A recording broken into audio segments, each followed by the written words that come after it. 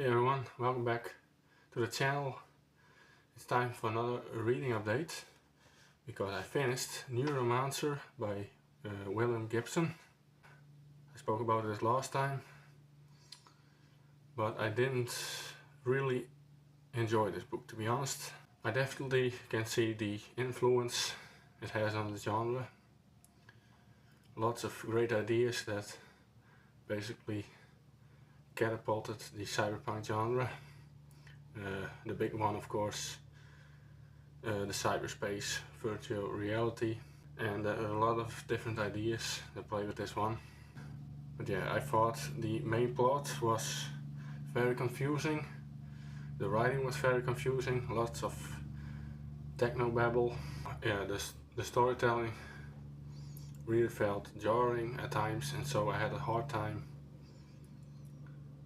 connecting with the story, with what happened. Yeah, that had a big influence on my enjoyment of this novel overall.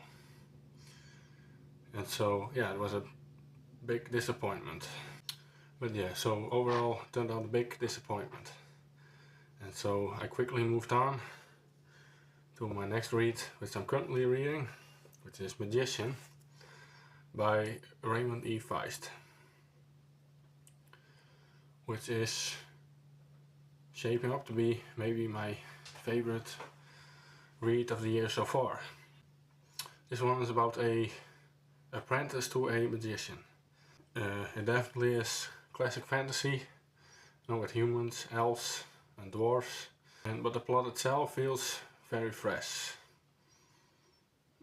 Many novels, many writers from this era had to start with like a Tolkien-esque story. This one chooses to go a different path. It basically deals with a invasion of aliens from a different world which come through these magical rifts.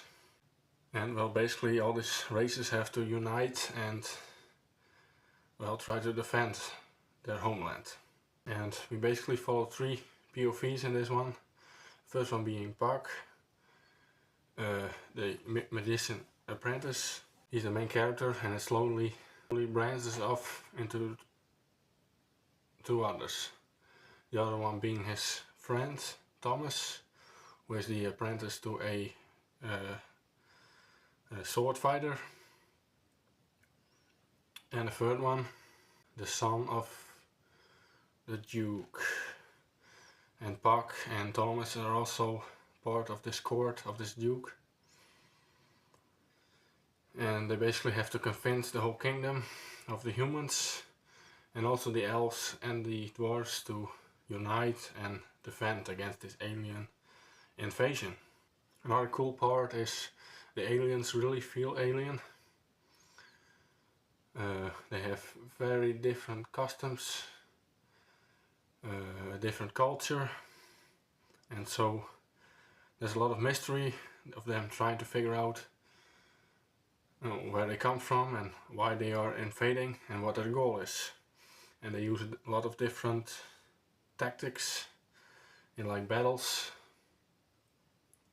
that feel very strange to our side that we follow.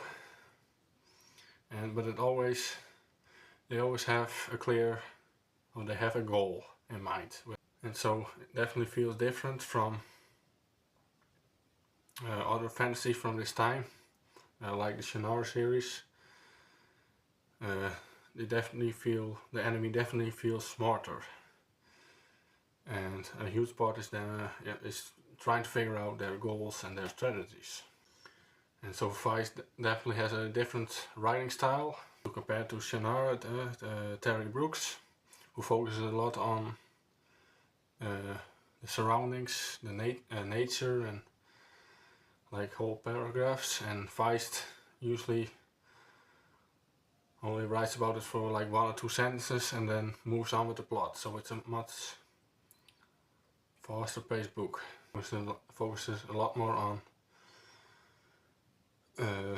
the characters and the character interactions. Like Shannara and like Lord of the Rings, it's much heavier, much more serious, and this one has much more light-hearted moments. It also has heavy moments, but in between there is time for more banter and more lighter moments, which definitely helps with the enjoyment overall, for me at least. But yeah, definitely enjoying this one a lot. And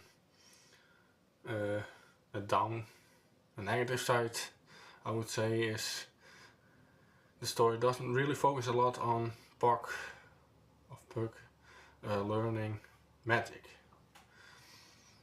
They don't really have time for that because of the invasion, but there isn't much magic going on. And Colgan, his magician master, he isn't really a Gandalf or a Elenon. He feels much more human. And he feels much more like a regular person who can do a few tricks. He definitely knows a few magic spells, but he doesn't use them a lot. And he also feels much more like a normal human being.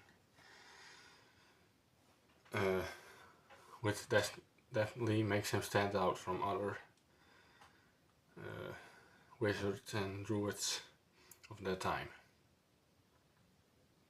Yeah, another downside is probably the letters are disappearing from my book. Also from the side. But maybe that's because I'm reading this one a lot, so I don't know. But yeah, overall, really enjoying this one, and I'm flying through it basically, so yeah. And for my next read, well, so far not much sci-fi. Much sci-fi was a disappointment, so I hope the next one I enjoy more. It's definitely more a space opera. It's a little less known. It's the first novel in the Legend of the Galactic Heroes. This is a Japanese space opera. I believe it's 10 parts. Yeah, it's quick read. It's like all pretty small books. So the first one is called Dawn, and it's written by Yoshiki Tanaka. And basically this one takes place in the future, where humanity has split into two sides. One side has basically a king or an emperor, and the people don't have much say in that. And well, some part of humanity wanted free of that, and they wanted a democracy, and so they basically rebelled and moved away from the human empire, and now they're basically at war. And we basically follow people from both sides. It's a typical Japanese story. Many Japanese stories involve conflict, and we see both sides. So yeah, definitely looking forward to this one, and definitely something a little different, I hope. Anyway, like always, let me know what you're reading. Maybe you've read this one or one of the others, and let me know what you thought of them. And let me know other books I could read based on these. I'm always open to new suggestions. And yeah, until next time.